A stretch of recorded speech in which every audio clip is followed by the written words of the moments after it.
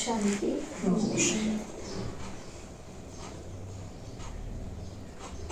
मीठे बच्चे,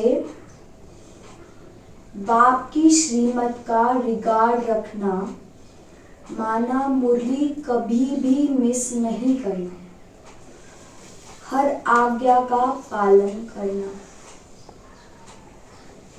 प्रश्न: अगर तुम बच्चों से कोई पूछे राजी खुशी हो तो तुम्हें कौन सा जवाब फलक से देना चाहिए? उत्तर: बोलो, परवाह थी पार ब्रह्म में रहने वाले की, वह मिल गया बाकी क्या चाहिए, पाना था सो पा लिया। तुम ईश्वरीय बच्चों को किस बात की परवाह नहीं, तुम्हें बाप ने अपना बनाया, तुम्हारे पर ताज रखा, फिर परवाह किस बात की? आज बाबा हमें बहुत नशा चढ़ा रहे हैं, तो उसी नशे में हमें वो मुरली सुननी है कि बाबा मिल गया है हमें, भगवान की हम मुरली सुन रहे हैं और वो भी एक दिन नहीं, हम रोज उसका लाभ ले रहे हैं। तो उसी स्थिति में तो बाबा हमें मिला है निराकार रूप में और मैं आत्मा निराकार, तो उसी स्थिति में हमें मुरली सुननी है, तो वो और भी अंदर जाएगी और हमें धारणा करने में बहुत इजी हो जाएगा, बहुत सहज हो जाएगा हमारे लिए। ओम शांति। बाप समझाते हैं बच्चों की बुद्धि में जरूर होगा कि बाबा बाप भी है, टीचर भी है, सुप्रीम गुरु भी है, इसी याद में जरूर होंगे। यह याद कभी कोई सिखला भी नहीं सकते। तो बाबा ऐसा समझकर हमें अभी समझा रहे कि हमारे बुद्धि में बाबा के तीनों रूप है, बाप, टीचर और सदगुरु। तो उसी स्थिति में हम सुन रहे हैं क्या? क्योंकि ये ज्ञान सिर्फ बाबा ही हमें दे सकता है, बाबा ही अलग अलग रूपों में हमें वो शिक्षा दे सकता है, प्यार दे सकता है। सभी संबंधों का अनुभव हम उस बाबा के साथ ही कर सकते हैं। बाप ही कल्प कल्प आकर सिखलाते, वही ज्ञान सागर पतित पावन भी है, वह बाप भी है, टीचर भी है, गुरु भी है। यह अब समझा जाता है, जबकि ज्ञान का तीसरा नेत्र मिला है। बच्चे भल समझते तो होंगे, परंतु बाप को ही भूल जाते हैं, तो टीचर गुरु फिर कैसे याद आएगा? बाबा ने आकर हमें ज्ञान दिया, हमें हमारी सही पहचान दी, पर हम भूल जाते हैं। तो बाबा बोलते कि बाप को ही भूल जाते हैं। बाबा बाप के रूप में हमें प्यार का अनुभव करता है, सुरक्षा का अनुभव कराता है कि मेरे साथ सर्वशक्तिवान है, भगवान है मेरे साथ। तो अगर हम भगवान को जो हमें प्यार देता है, जो हमें सुरक्षा करता है हर चीजों से, उससे ही भूल जाते हैं, फिर टीचर के रूप में उसकी शिक्षाएं कैसे याद आएगी और सद्गुरु के रूप में वर्षा कैसे याद आएगा अगर हम बाबा की सुरक्षा को ही भूल जाते हैं कि भगवान किस लिए आया है, हमें खुद की पहचान देने, स्वर्ग का वर्षा देने आया है, और बाबा को ही भूल जाते हैं, तो फिर बाकी दो रूप भी भूल जाते हैं। इसलिए पक्का करना है पहले कि बाबा मेरा बाप है, जो दुनिया वाले उसे भगवान कहते हैं, वो मेरा बाप है, वो भगवान है, वो सर्वशक्तिवान है, वो मेरे साथ है। तो ऑटोमेटिकली हमें शिक्षा याद आएगी, वर्षा याद आएगा। बच्चे भल समझते तो होंगे, परंतु बाप को ही भूल जाते हैं, तो टीचर गुरु फिर कैसे याद आएगा? माया बहुत ही प्रबल है, जो तीन रूप में महिमा होते हुए भी तीनों को भुला देती है, इतनी सर्वशक्तिवान है। तो माया भुला देती है, तीनों रूप की इतनी महिमा है, इतनी पावर है वो तीनों रूप में ही, वो हम भूल जाते हैं, इसलिए फिर माया सर्वशक्तिवान हो जाती है। और बच्चे भी लिखते हैं बाबा, हम भूल जाते हैं, माया ऐसी प्रबल है। तो बच्चे भी लिखते हैं, पर बाबा को ये सुनना अच्छा नहीं लगता है कि माया प्रबल है। हम माया को बोले कि मैं सर्वशक्तिवान हूँ, मैं मास्टर सर्वशक्तिवान हूँ, माया मुझे कैसे हरा सकती है। ये जो हम ये बोलते हैं ना, माया हरा देती है, तो बाबा को सुनने में बिल्कुल अच्छा नहीं लगता है। इसलिए हमें पक्का करना है कि माया कोई ऐसी चीज नहीं, हमारे अंदर की कमी कमजोरी है, बहाने हैं, वो सब छोड़कर बस बाबा पे समर्पित हो जाना है, तो माया आ ही नहीं सकती है। और बाबा साथे तो हम पावरफुल स्टेज में, हम शक्तिशाली स्थिति में हैं। ड्रामा अनुसार है बहुत सहज, बच्चे समझते हैं ऐसा कभी कोई हो नहीं सकता। वही बाप, टीचर, सद्गुरु है।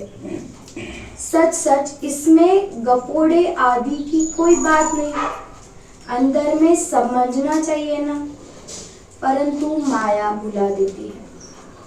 अगर हम इसका अंदर मंथन करें तो हम समझ सकते हैं कि ये कितनी सच बात है। और ये जो बात है कि एक ही रूप में हमें 3 संबंध मिल जाते हैं, ये लौकिक में तो हो ही नहीं सकता है। अलग अलग मतलब बाप अलग होते हैं, ठीक है, बाप और टीचर सेम हो सकते हैं, सद्गुरु तो नहीं हो सकता है। ये तीनों रूप बाबा के ही है, ये सच है, ये अंदर में समझना है और उसी नशे में रहना है। कहते हैं हम हार खा लेते हैं, तो कदम कदम में पदम कैसे होंगे। अगर हम माया से हार ही खाते रहेंगे तो हम कदम कदम में पदम कैसे पाएंगे। तो जैसे बाबा बोलते हैं कि हम एक कदम बढ़ाएंगे, बाबा के 100 कदम मिल जाएंगे, और हम एक कदम अच्छा करेंगे, हम पदम गुना हमें सतयुग में मिलेगा। यहाँ एक ईंट देंगे तो वहां पे महल मिल जाएगा। तो वो पदम का हमें पद मिलना है, हमें प्राप्ति मिलनी है। पर अगर हम वो गवा रहे तो हमारा 1% भी हमें व्यर्थ चलना, वो भी पद्मों की कमाई घटाना है। जितना पावरफुल हमें प्राप्ति, उतनी पावरफुली अप्राप्ति भी है। तो इसलिए हमें व्यर्थ में नहीं जाना है। और अभी तो बहुत कम समय रहा है। अभी हमने कल ही देखा कि कितने बड़े बड़े महारथी जो बाबा के साथ के थे, जिनका पुरुषार्थ इतना पावरफुल था, सभी एडवांस पार्टी में चले गए। कितना कम टाइम रहा है, 10 साल है, और 10 साल में हमारा कब टाइम मतलब हमारा कब पार्ट खत्म हो जाए हमें भी नहीं पता है। तो इसलिए ये कम टाइम को ध्यान में रखते हुए कदम कदम में पदम पाना है। हम 1 सेकेंड भी अच्छा सोचेंगे हमें पदम मिल जाएगा, तो व्यर्थ तो अभी होना ही नहीं चाहिए। देवताओं को ही पद्म की निशानी देते हैं, सबको तो नहीं दे सकते। ईश्वर की यह पढ़ाई है, मनुष्य की नहीं। ईश्वर की यह पढ़ाई है, मनुष्य की नहीं। मनुष्य माना मन के वश, मन के वश होकर हम ये पढ़ाई पढ़ ही नहीं सकते, क्योंकि हम तो निराकार है, हमें मन को कंट्रोल करना है, हम अधिकारी है। तो उस पावर में रहेंगे तो जो बाबा हमें ज्ञान दे रहे, जो पढ़ाई पढ़ा रहे हैं, जो देवता बना रहे, तब हम बन सकेंगे। मनुष्य की यह पढ़ाई कभी हो नहीं सकती। भले देवताओं की महिमा की जाती है, परंतु फिर भी ऊंचते ऊंच एक बाप है, बाकी उनकी बड़ाई क्या है। आज गदई कल राजाई। देवताओं की महिमा की जाती है महिमा देवताओं की, क्योंकि हम यहीं पर ऐसा पुरुषार्थ करके देवता बन रहे हैं। ऐसे ये कलयुगी दुनिया में रहते हुए, ये कांटों के जंगल में रहते हुए हम पुरुषार्थ करते हैं, हम वैसा पद पाते तो हमारी महिमा है। पर बाबा ऊंचते ऊंच है, उनकी जगह कोई नहीं ले सकता है, क्योंकि बाबा की महिमा अलग है, वो सदा के लिए महिमा है। हमारी क्या होती है, हम राजा ही लेते हैं, फिर हम मतलब राजा ही लेते हैं, फिर बाद में पद कम हो जाता है, फिर कलयुग में आते हैं। तो ये हमारा चक्र है, हम ऊंच बनते हैं फिर नीच बनते हैं। तो पर बाबा तो सदा के लिए एवर प्योर है, सदा सर्वशक्तिवान है, तो उनकी महिमा अलग है। अभी तुम पुरुषार्थ कर रहे हो, ऐसा लक्ष्मी नारायण बनेंगे। जानते हो इस पुरुषार्थ में बहुत फेल होते हैं, पढ़ते फिर भी इतने हैं जितने कल्प पहले पास हुए थे। वास्तव में ज्ञान है भी बहुत सहज, परंतु माया भुला देती है। आज बाबा बार बार हमें क्या समझा रहे हैं कि माया बहुत जबरदस्त है, वो भुला देती है। तो हमें माया के चक्कर में नहीं आना है, हमें वो नशा होना चाहिए। कितने बाबा हमें मिल गया है, लोग उसे ढूंढ रहे हैं, हमें वो मिल गया है। वो नशा होना चाहिए, हमारा एक सेकंड भी व्यर्थ नहीं होना चाहिए। और जो भी होना चाहिए सभी समर्थ हो, सभी हमारा अच्छे बाबा के कार्य में ही हो, बाबा के लिए हो और बाबा के प्रति हो। बाप कहते हैं अपना चार्ट लिखो, परंतु लिख नहीं पाते हैं। कहाँ तक बैठ लिखे, अगर लिखते भी है तो जांच करते हैं। 2 घंटा याद में रहे फिर वह भी उन्हों को मालूम पड़ता है जो बाप की श्रीमत को अमल में लाते हैं। बाप तो समझेंगे, इन विचारों को लज्जा आती होगी, नहीं तो श्रीमत अमल में लानी चाहिए। परंतु 2% मुश्किल चार्ट लिखते हैं। तो कितना टाइम हो गया, बाबा ने तो 4-5 महीने से बाबा यही बता रहे हैं कि चार्ट लिखना कितना इम्पोर्टेंट है। क्योंकि रोज हम चार्ट लिखते हैं तो हम हल्के होकर सोते हैं। दूसरा, हम दूसरे दिन या बाद में कभी भी हम वो चीज लिखते हैं जो हमसे पहले हुई, फिर हमें लज्जा आती कि आज भी बाबा को हमें वही लिखना है। तो वो इसलिए हमें वो चार्ट लिखना इतना जरूरी है। पहला तो हम हल्के हो जाते हैं, दूसरा हमें बाबा से मुरली में ही दूसरे दिन उसका उत्तर मिल जाता है। और बाबा उतनी पावर हमें भरता है और बाबा बोलते हैं ना कि मुझे बता दो, आपका 50% वहीं पर खत्म हो जाएगा, मतलब पाप नहीं बनेगा।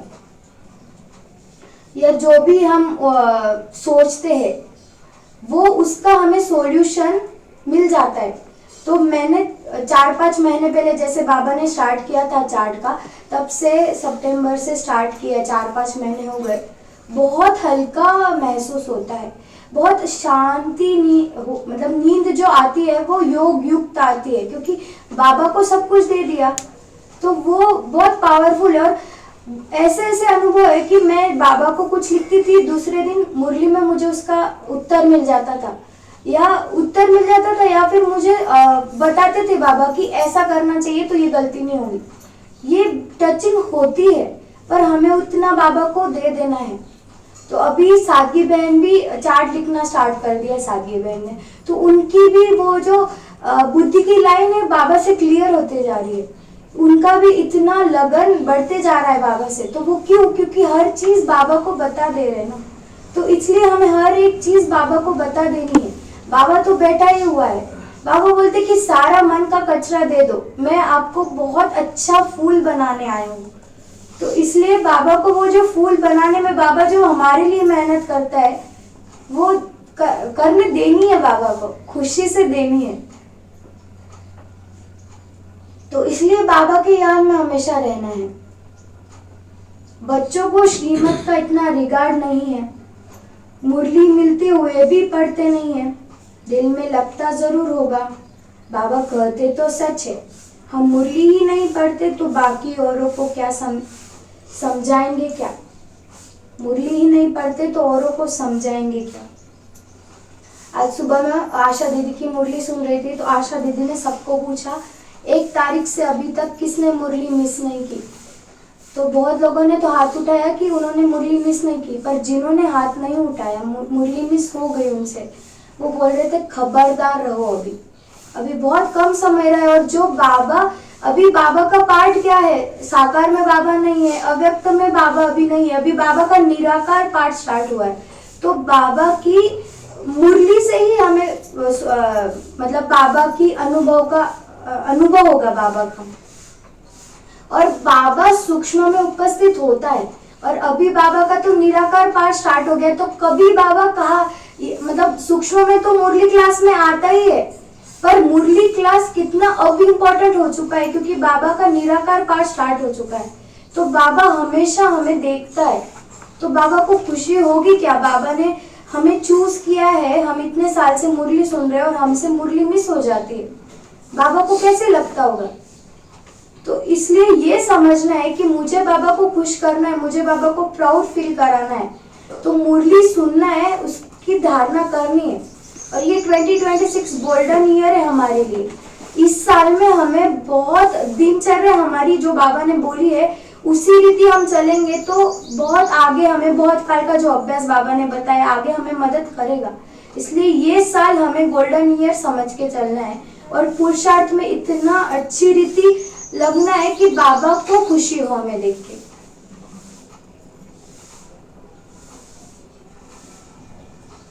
याद की यात्रा बाबा अभी अनुभव करा रहे। ओम शांति। रूहानी बाप रूहानी बच्चों को समझाते हैं।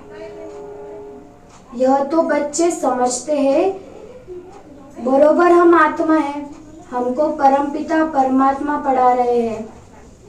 ये जो बाबा अभी बता रहे हैं उसका अनुभव करना है। याद की यात्रा बाबा करा रहे हैं और क्या कहते हैं, मुझे याद करो तो तुम स्वर्ग के मालिक बनो। हम मुरली आत्मिक भान में रहकर सुन रहे हैं क्योंकि बाबा तो निराकार है, बाबा उसी रीति हमें देखता है। देखते हुए हमारे शरीर को बाबा नहीं देखता है, आत्मा को देखता है। तो बाबा अगर मुझे देखेगा तो मैं आत्मिक भान में हूँ क्या? अगर नहीं हूँ तो बाबा मुझे देख ही नहीं सकता है। तो अगर मुझे बाबा को दिखना है तो मुझे आत्मिक भान में रहना है, उसी भान में मुरली सुनना है। और बाबा क्यों पढ़ा रहे? स्वर्ग का मालिक बनाने के लिए हमें पढ़ा रहे। इसमें बाप भी आ गया, पढ़ाई और पढ़ाने वाला भी आ गया, सद्गति दाता भी आ गया। थोड़े अक्षर में सारा ज्ञान आ जाता है। यहाँ तुम आते ही हो इसको रिवाइज करने दी। तो बाबा अभी सारांश बता रहे इस ज्ञान का क्या है। खुद को आत्मा समझकर बाबा को याद करते रहना तो हम स्वर्ग के मालिक बन जाएंगे। इसी में सब कुछ है।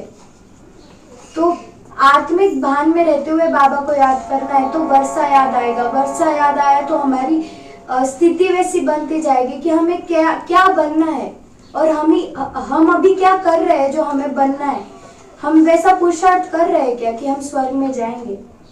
और हम मुरली अभी इतना रोज सुनते हैं तो हम स्वर्ग में आने ही वाले हैं। ये बाबा ने गारंटी दी है कि हम स्वर्ग में आने वाले हैं। तो हम अगर स्वर्ग में आने वाले हैं तो छोटा सा पद पाके क्या मिला हमें अगर सतयुग में आना ही है तो हम अच्छा पद पाए, ये हमारा लक्ष्य होना चाहिए। हम लक्ष्मी नारायण श्री कृष्ण के साथ में जन्म ले, तो वैसा हमें पुरुषार्थ करना है। जैसे हम कल मूवी में देखा हमने कि बाबा ने कैसा पुरुषार्थ किया, कर्म योग और बाबा के साथ का कनेक्शन, कंबाइंड स्वरूप, साक्षी दृष्टा हमेशा और हमेशा सब कुछ ट्रस्टी बनकर संभाला उन्होंने। तो ऐसा उनके अभी हमने तो देख लिया उन्होंने कैसा पुरुषार्थ किया, वैसा हमें पुरुषार्थ करना है। तब हम श्री कृष्ण के साथ में जन्म लेंगे, नहीं तो हमें बहुत कम पद मिलेगा। तो अगर हम सतयुग में आने ही वाले तो हमें अच्छा ही पद लेना है। बाप भी यही समझाते हैं क्योंकि तुम खुद कहते हो हम भूल जाते हैं, इसलिए या आते हैं रिवाइज करने। बोल कोई यहाँ रहते हैं तो भी रिवाइज नहीं होता है, तकदीर में नहीं है। तदबीर तो बाप कराते ही है, तदबीर कराने वाला एक बाप ही है। बाबा हमारी पुरुषार्थ हमें करा ही रहे। बाबा कितने सालों से मुरली सुना ही रहे, रोज सुनाते हैं, पुरुषार्थ कराते हैं, पर हमारे तकदीर में नहीं है तो वो होगा नहीं। इसलिए ऐसा समझना है कि मेरे तकदीर में है, मुझे मुरली सुनना है, मुझे उस पर चलना ही है। इसमें कोई के पास खातरी भी नहीं हो सकती है, न स्पेशल पढ़ाई है। उस पढ़ाई में स्पेशल पढ़ने लिए टीचर को बुलाते हैं। यह तो तदबीर बनाने लिए सबको पढ़ाते हैं। यह कोई स्पेशल वो जो होते हैं लौकिक में इंजीनियरिंग डॉक्टरिंग, तो उसके लिए स्पेशल पढ़ाई के लिए वो मतलब जैसे ये स्पेशल पढ़ाई नहीं है, पर वो स्पेशल समझते तो वो क्लास ट्यूशन्स लगाते हैं कि हम अच्छा एमबीबीएस बने, मतलब अच्छा डॉक्टर बने, अच्छा इंजीनियर बने उसके लिए। पर ये एक्चुअल हमारी स्पेशल पढ़ाई है। ये स्पेशल पढ़ाई है जो कोई भी हमें नहीं बता सकता है कि हम मनुष्य से देवता बन रहे हैं। ये कोई हमें बता नहीं सकता है, हमें ये बाबा ने आके बताया है कि हम देवता बनने वाले। तो ये स्पेशल पढ़ाई को बुद्धि में रखकर उस रीति वो स्पेशली हमें लेना है बाबा से। और इतने सारे 800 करोड़ में से हम थोड़े से स्पेशल आत्मा है जो बाबा हमें ज्ञान देता है। एक एक को अलग अलग कहाँ तक पढ़ाएंगे? कितने ढेर बच्चे हैं उस पढ़ाई में। कोई बड़े आदमी के बच्चे होते हैं तो उनको स्पेशल पढ़ाते हैं। टीचर जानते हैं कि यह डल है, इसलिए उनको स्कॉलरशिप लायक बनाते हैं। यह बाप ऐसे नहीं करते, यह तो एक रस सबको पढ़ाते हैं। वह हुआ टीचर का एक्स्ट्रा पुरुषार्थ कराना। यह तो एक्स्ट्रा पुरुषार्थ किसको अलग से कराते नहीं। एक्स्ट्रा पुरुषार्थ माना ही मास्टर कुछ कृपा करते। तो जैसे स्पेशल क्लासेस लगाते हैं कि ये बच्चा आगे जाए, या कोई अगर डल है तो उनको ट्यूशन्स लगाते हैं कि ये अच्छा सीखे और फिर उन्हें स्कॉलरशिप मिल जाए। पर यहाँ तो सबको बाबा, बच्चा हो, यूथ हो, बड़े हो या बूढ़े हो, सभी को एक ही ज्ञान है। बाबा कोई अलग अलग नहीं समझाते हैं। तो ये एक रस स्थिति में रहकर सुनना है, क्योंकि आत्मा की तो कोई एज नहीं है ना, आत्मा तो एक ही है। तो इसलिए बाबा सबको समझाते हैं, कोई अलग अलग नहीं समझाते। और बाबा ने इसके लिए ये एग्जाम्पल्स भी रखे हैं कि हम समझे। जैसे ब्रह्मा बाबा 60 वर्ष के आयु के बाद बाबा मिला उन्हें, तो 60 वर्ष के बाद वानप्रस्थ अवस्था के बाद उन्होंने ऐसा पुरुषार्थ किया। नहीं तो अभी के लोग ऐसा समझते कि बस 60 के बाद बस अभी कुछ नहीं होता हमसे, ना मंदिर होता है ना कुछ होता है। पर बाबा ने इस आयु में बाबा के साथ का कनेक्शन हमने देखा, और उन्होंने कर्म योग भी किया। वो हमेशा यही बोलते थे कि अभी मैं नहीं करूंगा तो कल्प नहीं करूंगा। तो बाबा ने ब्रह्मा बाबा को सैंपल रखा है। फिर बहुत से छोटे बच्चे आए, वो बचपन से ही बाबा के ज्ञान में थे, वो अलग, मतलब सबको एक ही मुरली थी। फिर जो युगल है उनको सामने रखा है कि घर गृहस्थ में रहते हुए भी कैसे बाबा का बनकर चलना है, कमल पुष्प समान चलना है। फिर कुमार कुमारी है, मतलब हर एक चीज का बाबा ने सैंपल रखा है। तो ये समझना है कि ये सबके लिए सेम है, कोई अलग अलग नहीं है, कोई एक्स्ट्रा नहीं है।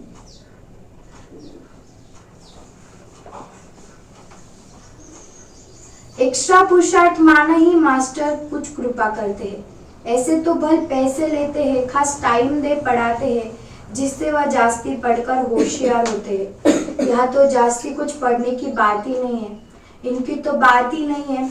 एक ही महामंत्र देते हैं, मन मना भव।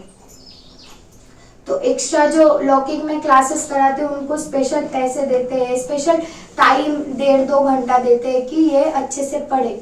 पर बाबा, ये संगम युग ही हमारा टाइम है। ये बाबा ने हमें स्पेशल टाइम दिया है हम बच्चों के लिए, जो बाबा के बच्चे हैं, जो सतयुग में जाने वाले हैं। और इसके लिए कोई बहुत जास्ती पढ़ाई नहीं है। 4 रूप है, मन मना भव। खुद को आत्मा समझकर बाबा में मन लगाना है। बस क्या करना है हमें? काम करते हुए मन बाबा में लगाना है। सब कुछ चीजें छोड़ देना। ऐसे नहीं है कि सन्यासी बन जाना है, ऐसा नहीं है। कर्म करते हुए, सब कुछ करते हुए बस बाबा के साथ करना है। हम पहले अकेले करते थे, मुझे करना है, लोड आ जाता था। पर बाबा साथ है, 2 लोग साथ होने से काम बहुत जल्दी हो जाता है। और वो मतलब हम बातें बातों में जल्दी हो जाता है, रमणीकता रहती है। तो बाबा का साथ हमें मिला है संगम युग में। और वो तो हमारे साथ हमेशा ऐसे नहीं कि आज मुझे नहीं करना है, ऐसा बोल ही नहीं सकता है। वो हमारे लिए आया है तो उसका साथ का अनुभव करना है। कंबाइंड स्टेट में हमें कर्म करना है, सबको सबकी सेवा करनी है, योग करना है, जितना हो सके बाबा के याद में रहना है। याद से क्या होता है यह तो समझते हो, बाबा ही पतित पावन है, जानते हो उनको याद करने से ही पावन बनेंगे।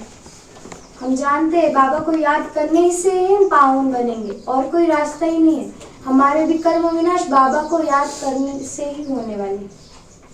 अब तुम बच्चों को ज्ञान है, जितना याद करेंगे उतना पावन बनेंगे, कम याद करेंगे तो कम पावन बनेंगे। यह तुम बच्चों के पुरुषार्थ पर है। हमारे पुरुषार्थ पर डिपेंड है कि हमें पद क्या मिलने वाला है, ये हमारे हाथ में है।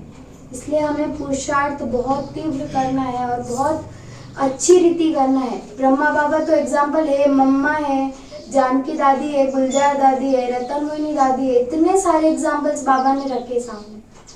तो उनको देखते हुए हमें पुरुषार्थ में आगे जाना है। उन्होंने कैसा पुरुषार्थ किया, कितनी शरीर की व्याधि होते हुए भी उनका मन कैसा था, उनकी स्थिति कैसी थी, मन की स्थिति। चाहे शरीर उनका चल नहीं भी रहा हो पर मन पावरफुल था, और उस स्थिति में भी उनसे सेवा हुई। तो हमें भी ये सोचना है कि मेरे हर कर्म से सेवा हो। बेहद के बाप को याद करने से हमको यह लक्ष्मी नारायण बनना है। उन्हों की महिमा तो हर एक जानते हैं, कहते भी है आप पुण्य आत्मा हो, हम पाप आत्मा है, हम पाप आत्मा है। ढेर मंदिर बने हुए हैं, वह सब क्या करने जाते हैं, दर्शन से फायदा तो कुछ भी नहीं, एक दो को देख चले जाते हैं, बस दर्शन करने जाते हैं। फलाना यात्रा पर जाता है, हम भी जावे, इससे क्या होगा, कुछ भी नहीं।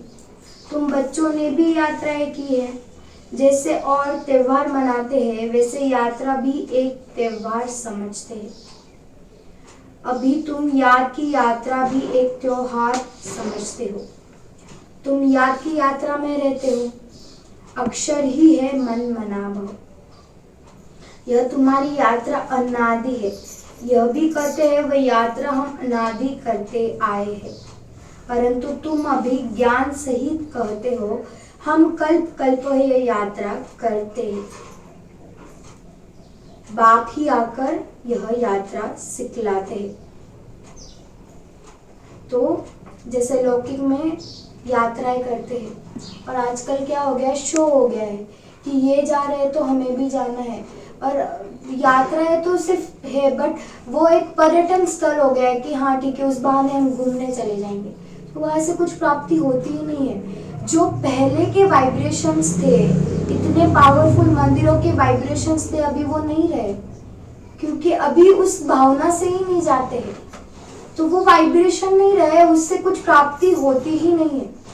पर बाबा ने हमें ये याद की यात्रा सिखलाई है, जो हम घर रहते हुए भी बाबा को याद कर सकते हैं, अलग अलग रीति अनुभव कर सकते हैं। कभी हम परम धाम जा सकते हैं, निराकार रूप में याद कर सकते हैं, सूक्ष्म अवतरण में बाबा से बातचीत कर सकते हैं। फिर चार धाम की यात्रा बाबा ने बताई, मधुबन में अलग अलग रीति यात्रा कर सकते हैं। तो ये यात्रा सिर्फ ऐसे ही नहीं है, पर वहां पर जाकर हमें पावरफुल अनुभव होता है, क्योंकि बाबा ने मधुबन रह के पुरुषार्थ किया है, तो वो वाइब्रेशंस उस वातावरण में है, और हम मन से भी वहां जाते हैं तो वो पावर हमें फील होती है, वो वाइब्रेशंस हमें फील होते हैं। तो इसलिए बाबा ने यात्रा बताई है, कहीं हमें जाना नहीं है, हमें घर रहते हुए ये सब चीजें करनी है। तो इसका हमें महत्व रखना है। और ये यात्रा तो है ही, पर ये कल्प कल्प हमारी यात्रा है, ये अनादि यात्रा है, ये चलती आती है। तो हम ही वो थे, हम ही बनने वाले हैं, मतलब हम ही पहले देवता बने थे और हम ही अभी बनने वाले हैं। कितना नशा होना चाहिए। हम ऐसे बहुत से दुनिया वालों को देखते हैं जो बहुत अच्छा पुरुषार्थ करते हैं, मतलब घर के लिए या घर को अच्छा चलाने के लिए बहुत धनवान होते हैं, पर उन्हें भी बाबा नहीं मिला। अंबानी को भी बाबा नहीं मिला, उनके पास इतना पैसा रहते हुए भी। पर हम साधारण रहते हुए भी बाबा हमें मिला है। हम उनसे ऊंच है, ये नशा हमें होना चाहिए, वो खुशी हमें होनी चाहिए और वो बुद्धि में हमेशा हमारी याद की यात्रा चलनी चाहिए। क्योंकि बाबा ने हमें चूज क्यों किया है? बस बाबा मिला बस वो नहीं, पर हमें बाबा को चूज किया तो उसका रिटर्न देना है, उन्हें याद करके, वैसा पुरुषार्थ करके।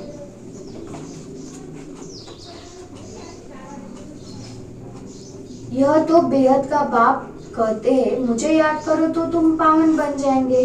ऐसे तो और कोई कभी नहीं कहते हैं कि यात्रा से तुम पावन बनेंगे। मनुष्य यात्रा पर जाते हैं तो वह उस समय पावन रहते हैं। आजकल तो वहाँ भी गंध लगा पड़ा है, पावन नहीं रहते हैं। इस रूहानी यात्रा का तो किसी को पता नहीं है। तुमको अभी बाप ने बताया है, यह याद की यात्रा है सच्ची। वह यात्रा का चक्र लगाने जाते हैं, फिर भी वैसे का वैसा बन जाते हैं। तो बाबा कितना अलग अलग रीति एग्जाम्पल्स दे दे के हमें समझाता है कि हमें समझ जाए कि ये याद की यात्रा कितनी सहज है। और आजकल जो हो गया है कि ठीक है, थोड़ा पहले पावन रहते थे, वो वाइब्रेशंस लगते थे, पर अब वो कुछ भी नहीं रहा है। वहां जाकर भी पावन नहीं बनते, क्योंकि ऐसा समझ लिया है ना कि हाँ घूमने जा रहे हैं, तो वो पावर फील नहीं होती। पर ये कितना सहज और सच्ची यात्रा है। यही हमारी सच्ची यात्रा है, जो बाबा के साथ का हमें अनुभव करना है। और पहली यात्रा तो हमारी ये है कि हमें बाबा के साथ अनुभव करना है, बाबा को हमें हमेशा हमारे साथ रखना है। दूसरी यात्रा ये है कि हमारे बुद्धि में वो यात्रा चलनी चाहिए कि वो 5 स्वरूप हमारे बुद्धि में रहने चाहिए। देवता स्वरूप, फिर भक्ति मार्ग में पूज्य स्वरूप, फिर ब्राह्मण स्वरूप, फिर फरिश्ता स्वरूप, फिर निराकार स्वरूप। ये 5 स्वरूप हमारे बुद्धि में रहने चाहिए। ये 2 यात्राएं हमें करते रहना है। और ये कोई ऐसे एक टांग पर खड़े रहना या 4-4 घंटे बैठ जाना नहीं है। हमें कर्म योग करते हुए भी ये यात्रा करनी है, घर गृहस्थ संभालते हुए भी ये यात्रा करनी है। कितना सहज बाबा हमें समझाते हैं। जीव तोडून बाबा आपल्याला सांगतो, तर ते समजून घ्यायचं आहे। जैसे वास्को दी गामा ने सृष्टि का चक्र लगाया, यह भी चक्र लगाते हैं ना।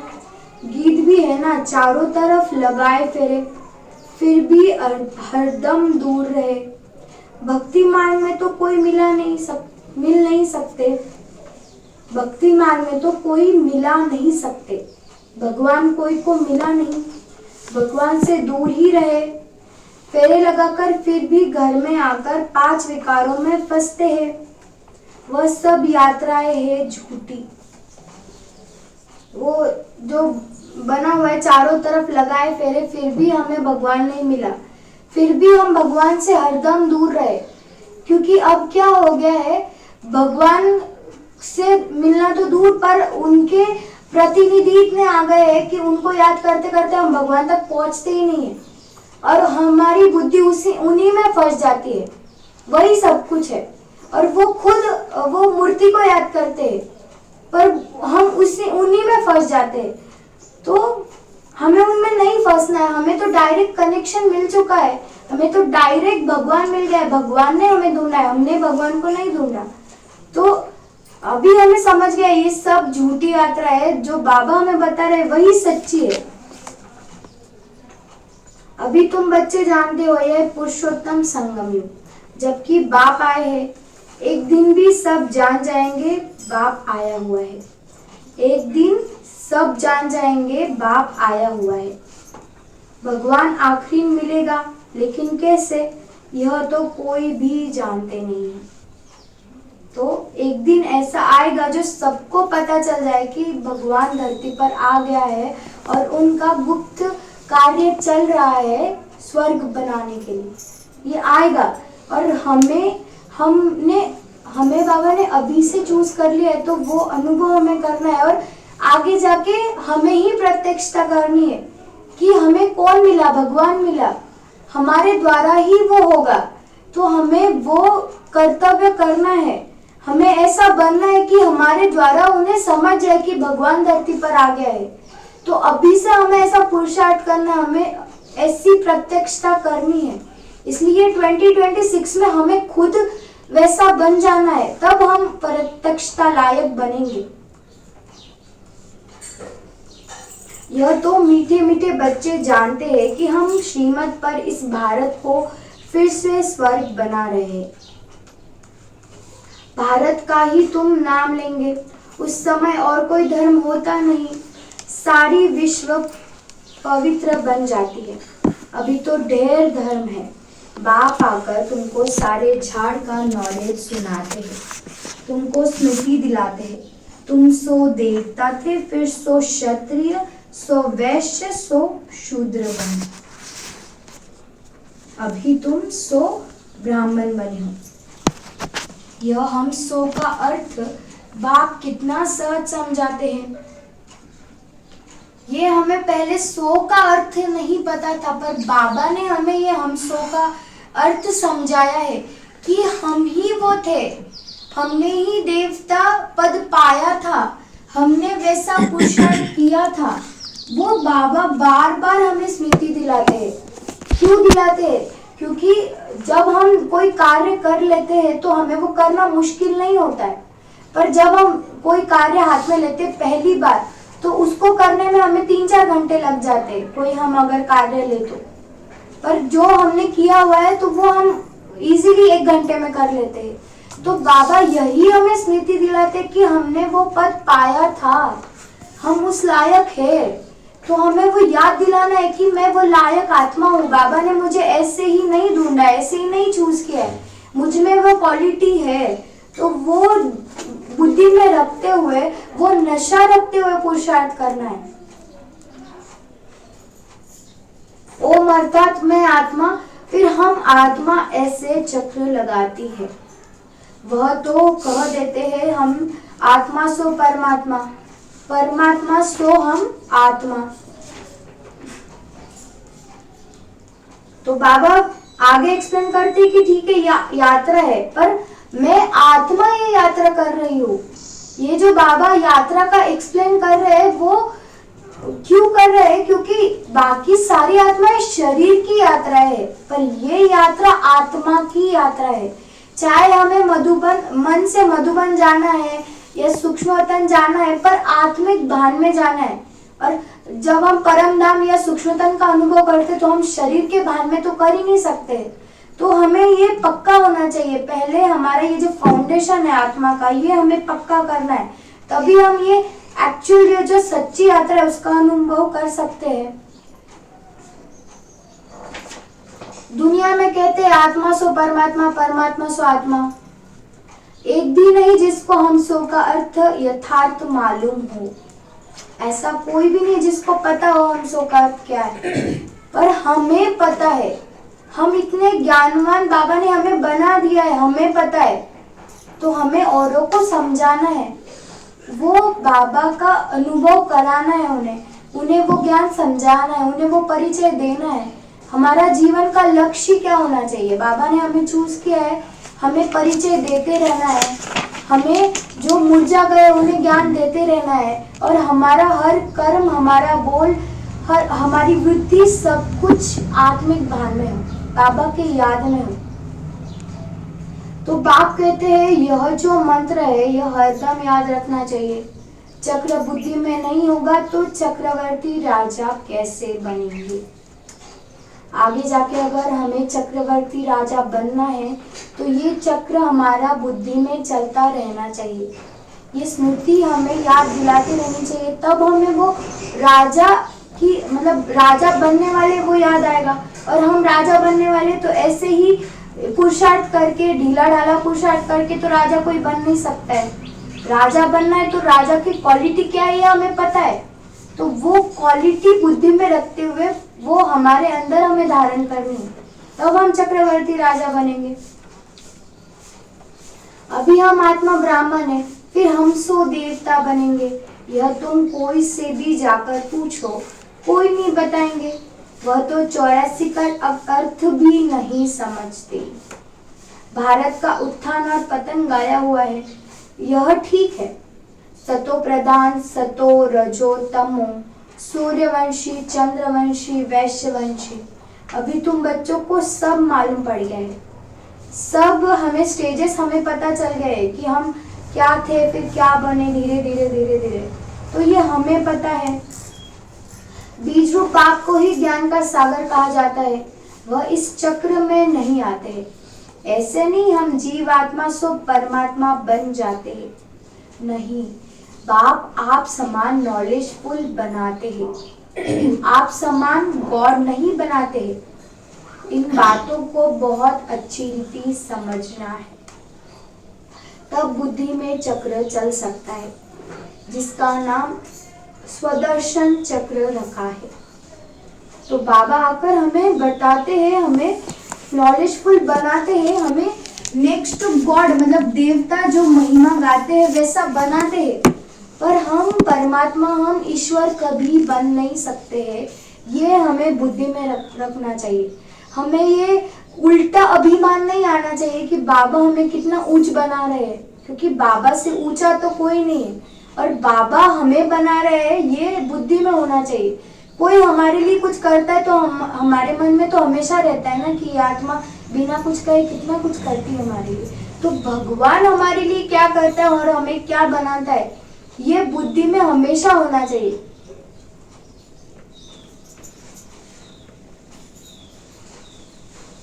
तुम बुद्धि से समझ सकते हो हम कैसे इस चक्र 84 के चक्र में आते हैं।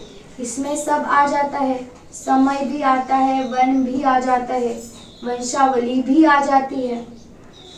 इस 84 के चक्र में सब कुछ आ जाता है। समय का ज्ञान भी बाबा ने दिया है, वर्ण का ज्ञान भी हमें दिया है, वंशावली जो चलने वाली है, सूर्यवंशी, फिर ये जो वंशावली चल रही है वो बताया है। हमारा वर्ण क्या होगा वो बताया, सब कुछ बाबा ने इसमें बता दिया है। अब तुम बच्चों की बुद्धि में यह सारा ज्ञान होना चाहिए जो बाबा ने हमें बताया है। ये हमारे बुद्धि में हमेशा होना चाहिए, हमें वो भूलना नहीं है। बाबा ने भूलने के लिए हमें वो ज्ञान नहीं दिया है, हमें वो ज्ञान दिया है क्योंकि हम वो बुद्धि में रखकर वैसा चले, इसलिए हमें वो ज्ञान दिया है। नॉलेज से ही उच्च पद मिलता है, नॉलेज होगी तो औरों को भी देंगे। नॉलेज से ही उच्च पद मिलता है। जो बाबा ने हमें नॉलेज दी है उस आधार पर ही हमें उच्च पद मिलेगा। यहाँ तुमसे कोई पेपर आदि नहीं भराए जाते। स्कूलों में जब इम्तिहान होते हैं तो पेपर्स विलायत से आते हैं। जो विलायत में पढ़ते होंगे उन्हों की तो वहाँ ही रिजल्ट निकालते हैं। उसमें भी कोई बड़ा एजुकेशन अथॉरिटी होगा तो जांच करते होंगे पेपर्स की। तुम्हारे पेपर्स की जांच कोई करे, कौन करेगा? तुम खुद ही करेंगे। खुद को जो चाहो सो बनाओ, पुरुषार्थ से जो चाहे सो पद बाप से ले लो। प्रदर्शनी आदि में बच्चे पूछते हैं ना, क्या बनेंगे? देवता बनेंगे, बैरिस्टर बनेंगे, क्या बनेंगे? जितना बाप को याद करेंगे, सर्विस करेंगे, उतना फल मिलेगा। जो अच्छी रीति बाप को याद करते हैं वह समझते हैं हमको सर्विस भी करनी है, प्रजा भी बनानी है। तो बाबा ने इसके लिए एग्जाम्पल दिया, जैसे हम कोई विलायत में एग्जाम देते हैं या कोई बहुत बड़ी एग्जाम देते हैं यहाँ पर भी, तो वो पेपर्स फॉरेन में जाते हैं, आउट ऑफ जाते हैं, वहाँ से चेक होके आते हैं। या कोई पढ़ाई के लिए फॉरेन जाते हैं तो वहाँ पर वो चेक होते हैं। पर यहाँ पर ये जो इतना श्रेष्ठ पेपर, मतलब हम ये पेपर से देवता बनने वाले हैं, ये पेपर कोई नहीं चेक करने वाला है, ये हमें खुद चेक करना है। इसलिए बाबा ने वो हमारे हाथ में चाबी दी है, हमें खुद चेक करना है कि हम ये पुरुषार्थ से क्या पद पाएंगे, और हमें जो पुरुषार्थ जो पद चाहिए वैसा हमें पुरुषार्थ करना है। तो इसके लिए बाप को याद करना है, सर्विस करना है, तब हमें फल मिलेगा। तो सर्विस करना है तो सबको ज्ञान देते रहना है, प्रजा बनानी है, मतलब सबको परिचय देना है। बाबा भी बोल रहे कि प्रजा बनानी है, मतलब बाबा का अर्थ ये है कि सबको ज्ञान देना है, कोई भी वंचित ना रहे, ऐसा ज्ञान देना है। पर बुद्धि में ये नहीं रखना है कि हम इनको ज्ञान दे रहे तो प्रजा बन रही है हमारी। ये फिर हमें वो ऑटोमेटिकली धीरे धीरे अहंकार आ जाता है, इसलिए वो अहंकार में नहीं आना है और बस परिचय देते रहना है। जैसे बाबा ने हर बार खुद को ट्रस्टी समझा, कुछ भी करते हुए ट्रस्टी समझा, वैसे हमें भी हमेशा संगम युग में खुद को ट्रस्टी समझना है। यह राजधानी स्थापन हो रही है तो उसमें सब चाहिए, वह वजीर होते नहीं, वजीर की दरकार उनको रहती जिनको अकल कम होती है। तुमको वह राय की दरकार नहीं होती है। बाबा के पास राय लेने आते हैं, स्थूल बातों की राय लेते हैं, पैसे का क्या करे, धंधा कैसे करे। बाबा कहते हैं यह दुनियावी बातें बाप के पास नहीं ले आओ। हाँ, कहा दिल शिकस्त बन जाए तो कुछ ना कुछ हाथ देकर बता देते हैं। यह कोई मेरा धंधा नहीं है, मेरा तो ईश्वरीय धंधा है, तुमको रास्ता बताने का। तो बाबा बता रहे हैं कि ठीक है, जब आप मेरे बन गए तो बहुत सी बार बाबा से हम दुनियाई बातों का सॉल्यूशन मांगते, बाबा क्या करूं, पर बाबा अभी बता रहे कि मैं ये धंधा नहीं करता हूँ, ये दुनियाई धंधा मेरा नहीं है, मैं ईश्वरीय धंधा करता हूँ। मैं आपको वैसा बनाता हूँ, ये विनाशी चीजों में मैं क्यों राय दूं। पर ठीक है, मैं दे देता हूँ, क्योंकि कोई कोई बच्चे दिल शिकस्त हो जाते हैं तो थोड़ा बहुत मैं दे देता हूँ, पर ये मेरा धंधा नहीं है। तुम विश्व का मालिक कैसे बनो, तुमको मिली है श्रीमत, बाकी सब है असुरी मत। सतयुग में कहेंगे श्रीमत, कलयुग में असुरी मत, वह है ही सुखधाम। वह ऐसे भी नहीं कहेंगे कि राजी खुशी हो, तबीयत ठीक है, यह अक्षर वहाँ होते नहीं। यह यहाँ पूछा जाता है, कोई तकलीफ तो नहीं है, राजी खुशी हो, इसमें भी बहुत बातें आ जाती है। वह दुख है ही नहीं जो पूछा जाए, यह है ही दुख की दुनिया, वास्तव में तुमसे कोई पूछ नहीं सकता है। भल माया गिराने वाली है तो भी बाप मिला है ना। तुम कहेंगे क्या तुम खुश खैराफत पूछते हो, हम ईश्वर के बच्चे हैं, हमसे क्या खुश खैराफत पूछते हो। तो कितना बाबा अलग अलग रीति समझाते कि सतयुग में तो खुश खैराफत पूछने की बात ही नहीं है, क्योंकि वहां पर तो हम सदा खुश है। तो यहाँ पर हम पूछते हैं क्योंकि यहाँ पर हमें वो दुख अनुभव होता है, और जो बाबा के बन गए हैं उसके बाद भी हम पूछते हैं ना कि खुश खैराफत है या नहीं। तो उन्हें आप जवाब दो कि मुझे भगवान मिल गया तो मैं क्यों नहीं रहूंगा खुश। मैं तो अतीन्द्रिय सुख में हूँ, मैं वो अनुभव कर रहा हूँ बाबा के साथ का, तो मैं खुशी हूँ। परवाह थी पार ब्रह्म में रहने वाले की, वह मिल गया, फिर किसकी परवाह। उन्हें बताओ कि मुझे क्या चाहिए था और मुझे क्या मिल गया। मुझे पैरों की धूल बनना था, मुझे बस उनका एक बार अनुभव करना था, तो मुझे तो हर सेकंड उनके प्यार का, उनके साथ का अनुभव होता है। तो मैं तो कितना खुशनसीब, कितना भाग्यवान हूँ, ये उन्हें बताओ। तो ऑटोमेटिकली उनको कुछ ना कुछ टचिंग हो जाएगी, प्रत्यक्षता हो जाएगी कि सच्ची ये कितने खुश है। तो हमारे चेहरे चलन से ही कितनी सेवा होगी। ये हमेशा याद करना चाहिए, हम किसके बच्चे हैं। ये हमेशा हमें याद रखना है कि अभी हम लौकिक बाप के बच्चे नहीं है, वो तो है ही, वो तो हम मतलब उसको टाल नहीं सकते वो बात को, वो सच है। पर अभी हमें कौन मिला है, हम भगवान के बच्चे हैं। ये हमें हमेशा याद करना है। ये हम ऐसे बड़े अक्षरों में लिख ले कि मैं किसकी हूँ। तो अगर मैं भगवान की हूँ तो मैं अगर गुस्सा करूंगी, मैं चिड़चिड़ करूंगी या मैं कुछ भी करूंगी जो श्रीमत के विरुद्ध है, तो मैं भगवान की बच्ची कहने लायक हूँ। तो ऑटोमेटिक हमें ही उसकी जागृति आ जाएगी और हम फिर पुरुषार्थ भी उस रीति करेंगे। यह भी बुद्धि में ज्ञान है कि जब हम पावन बन जाएंगे तो फिर लड़ाई शुरू हो जाएगी। तो जब भी तुमसे कोई पूछे कि तुम खुशी राजी हो, तो बोलो हम तो सदैव खुश राजी है। बीमार भी हो तो भी पाप की याद में हो, तुम स्वर्ग से भी जास्ती यहाँ खुशी राजी हो। तो कोई बीमार भी है तो हम खुशी राजी है। जैसे हमने देखा मम्मा को, ब्रह्मा बाबा को, उन्होंने इतना शरीर का तकलीफ होते हुए भी कैसे उनकी स्थिति थी। गुलजार दादी को एनेस्थेशिया की जो भूल का ऑपरेशन के लिए भूल देनी पड़ती, उसकी भी जरूरत नहीं थी। मतलब उनकी बुद्धि कितनी बाबा में थी, कितना बाबा के साथ का अनुभव कर रहे थे। तो कितने हम खुश हैं, और जितना हम स्वर्ग में खुश नहीं रहेंगे उतना हमें अभी खुश रहना है, क्योंकि स्वर्ग में बाबा नहीं मिलने वाला है, भगवान स्वर्ग में नहीं मिलने वाला है। भगवान अभी इसी समय हमें मिला है। ये समय का हमें महत्व जानना है, उसका उसी खुशी में रहना है कि मैं अभी भगवान के साथ हूँ। जबकि स्वर्ग की बादशाही देने वाला बाप मिला है तो हमको कितना लायक बनाते हैं। तो तुमको क्या परवाह रखी है किसी चीज की? क्यों हमें परवाह करनी है? अगर हमें भगवान मिल गया, भगवान इतना लायक हमें बना रहे हैं, तो हमें किसी चीज की क्यों परवाह करनी है?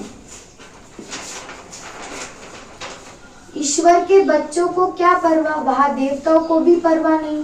देवताओं के ऊपर तो है ईश्वर, तो ईश्वर के बच्चे को क्या परवाह हो सकती है?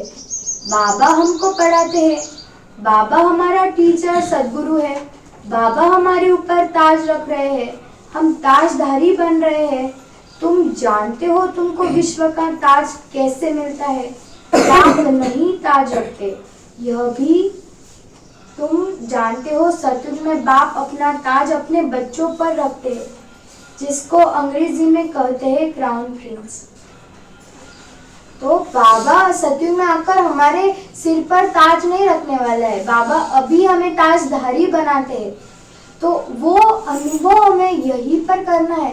जो भी अनुभव हम करना चाहते हैं बाबा के साथ, ये बहुत कम समय रहा है, ये 1-2 साल ही है हमारे साथ पास कि जब बाबा को हम याद कर सकते हैं। क्योंकि जब समय आ जाएगा तब हम सोचेंगे भी शिव बाबा हम याद करेंगे तो भी हमारी बुद्धि उतनी परम धाम में नहीं जाएगी, जब अगर हमारा बहुत काल का अभ्यास नहीं होगा।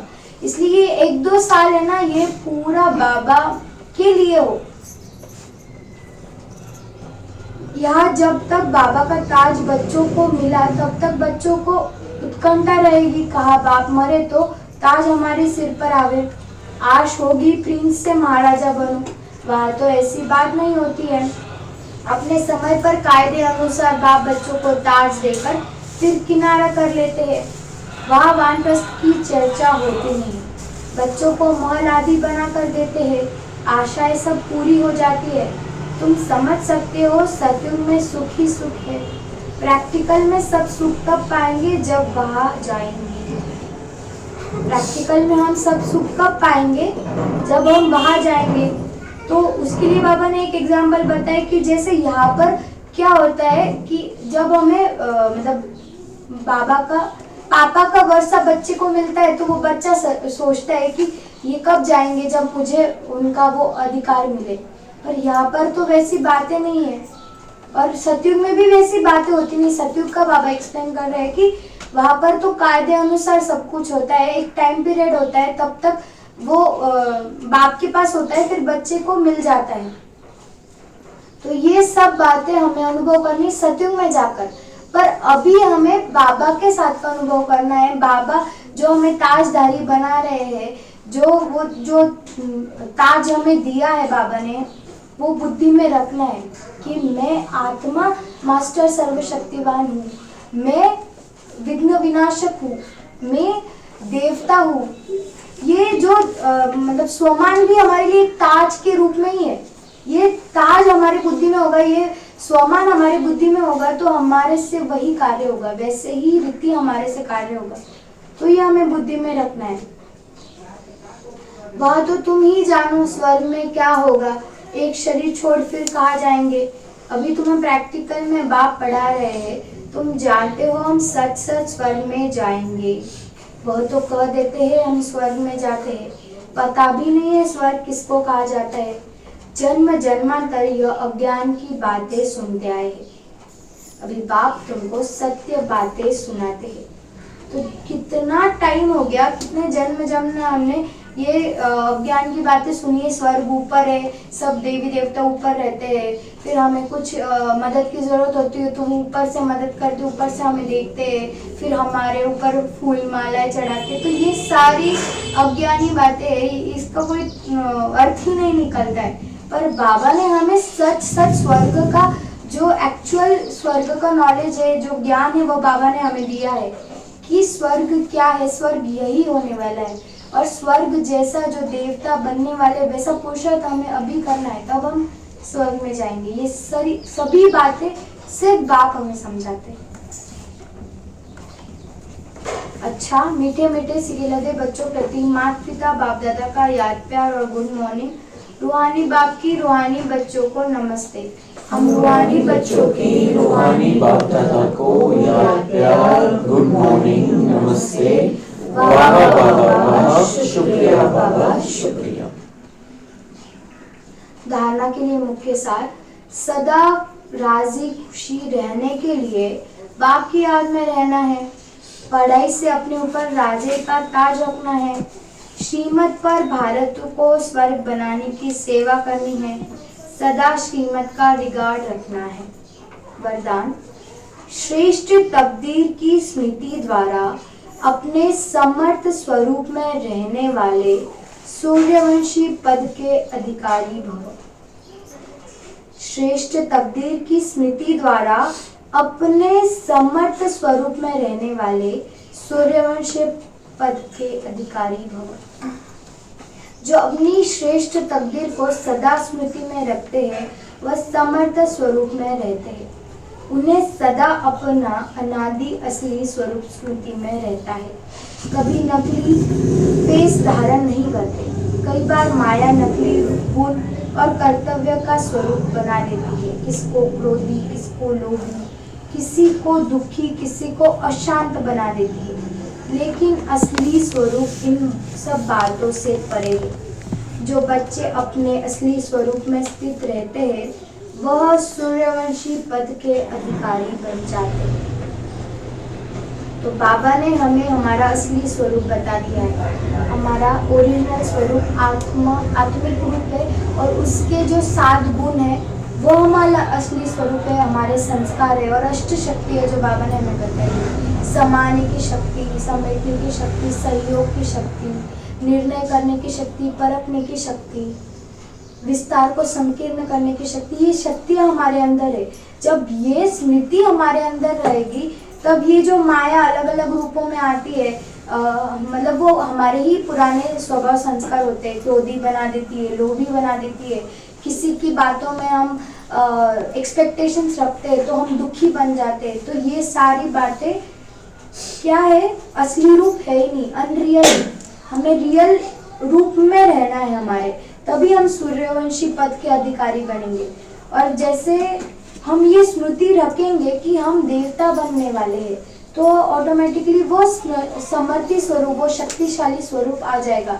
जब हम सिर्फ स्मृति में रखते हैं तो स्मृति विस्मृति हो जाती है, और जब हम वो स्मृति हमेशा बुद्धि में रखते हैं तो हम समर्थ बन जाते हैं। जैसे हमने ब्रह्मा बाबा को और मम्मा को देखा, उनका स्वरूप हमें कैसे लगा, स्मृति स्वरूप लगा या समर्थी स्वरूप लगा? वो स्टेज कितनी शक्तिशाली स्थिति थी, क्योंकि उन्हें पता था वही लक्ष्मी नारायण बनने वाले हैं।